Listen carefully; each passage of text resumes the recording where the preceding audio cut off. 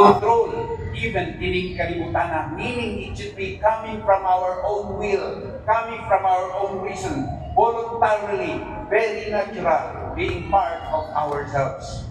Our prayer life, our being generous, and our recognizing our sinfulness, hinaot kaunta. And this is the tungtunganan. This is the very basis, the foundation of the words that will utter coming from the lay ministers and from the priests.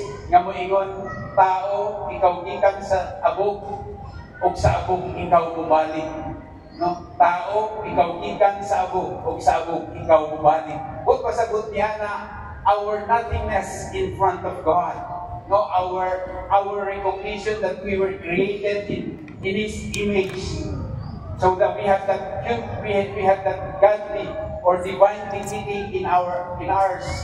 Nga hinaot kaunta, tagaan natong importance sa atong kinabuhi, and at the same time, ma-recognize nato na whatever we have presently, kung sa may anaa sa atua karon, is not really ours. It is not really ours. It will be coming from God. Nagdawat nato ikan. So it will somehow promote humility, honesty, and truthfulness to our own relationship to our God. Ikaw tao gikan sa abog, o sa abog ikaw mubalik. Now kini siya niining atong kasaulugan karon as we open the season of Lent. May we become serious. May we become serious and disciplined. Because along the line, along the days, or let's say 40 days, mulihog po si Satanas. Maningkamot siya nga maka-score po siya. Maningkamot siya nga makapuntos po siya. So, inaawag po taway, may we become obedient and truthful to practice our doings in this season of Lent. Manawagan po niya kaninyo na ipahiluna ang pagpangumpisal. Maybe this coming Sunday, we will announce to you our schedules as early as possible for the sacrament of confession.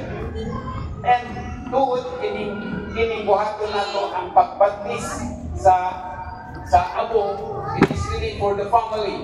Bisan gani ang mga masuso o mga lola, no? Mapitaw hinaot kaunta na anaapod ang kanitawag nato pag-atiman sa mga masakiton dining mga tumura. This is really a religious activity for the family. So ayaw kataha na taga ang mga bata alang ni ana aron sila usab mapagtisan dining mga tumura.